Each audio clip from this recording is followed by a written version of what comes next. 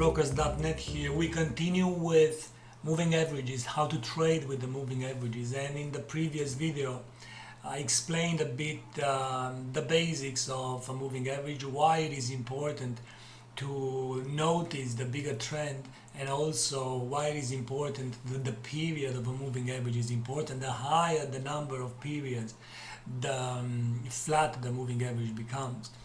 And in this part, we'd like to cover two concepts that come actually from the stock market, but they can easily be used on the currency market as well. This is the S&P 500 in the United States,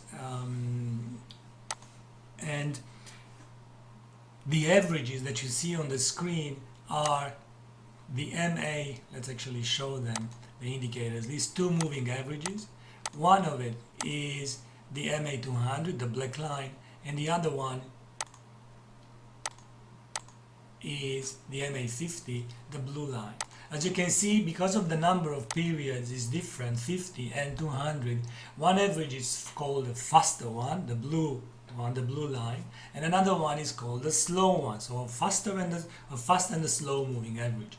The thing is here to look for the cross between the two. Obviously, the faster moving average moves or crosses beyond or below the slow one in such a way that the definition or the name of the move is called a death cross if it closes below, or if it crosses below the MA 200, or a golden cross when it crosses above the MA 200.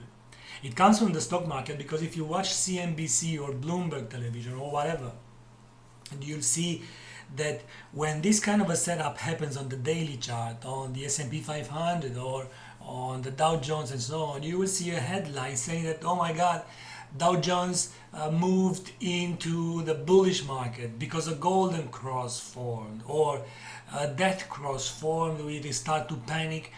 The market is bearish, the general stock market is bearish. Why? Well, a death cross formed. How to trade this kind of a patterns? Well, using risk-reward ratios is the way to solve all the problems in technical analysis. And those problems come always from not defining the entries right. So how to define the entries right? Well, it's very easy. This would be the entry place. The market moved lower. Finally, the death cross forms.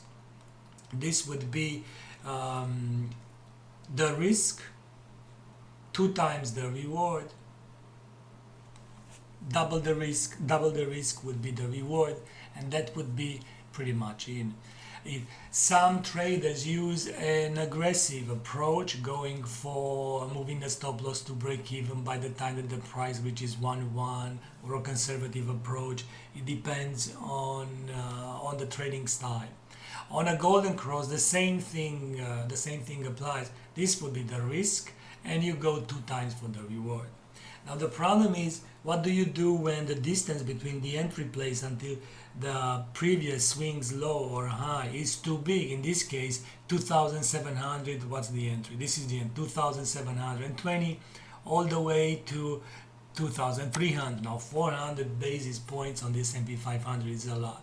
So the answer comes from trading ETFs, for instance, that track the S&P 500 and trade one that tracks the values with much lower investment need, or adjust the size of your trade. So don't trade the volume, I don't know, 10 lots for 1 point, but trade 0 point something points lots on 1 point, and therefore you will cover for a different distance, and you can apply these risk-reward ratios on all products, not only on the S&P 500.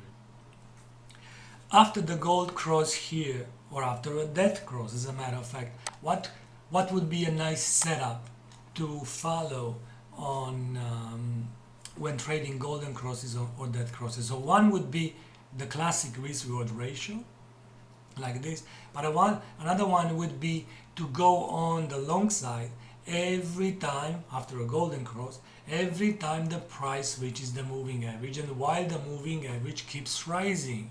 So how do you do that? Well, we wait for the price to come to the moving average, to close above it. Then we measure the distance between the two moving averages, between the MA 200 and MA 50, project that distance to the downside, and we look for a risk-reward ratio of 1 to 2. So this is the risk, 1, 2. This is the take profit already. The market then turned, reached the MA 200 again, closed above. We measure this distance. This would be the stop, and we go for 1 to 2 risk-reward ratio. 1, 2, already done here. The same at the fourth point. Now we see that the S&P 500 is falling here.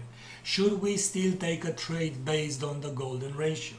Well, if you paid attention to support and resistance levels, and if you paid attention to what the moving average examples showed so far, the more the price has the ability to reach the moving average, the weaker the trend becomes. So this would be 1, 2, 3, the fourth time that the price comes here.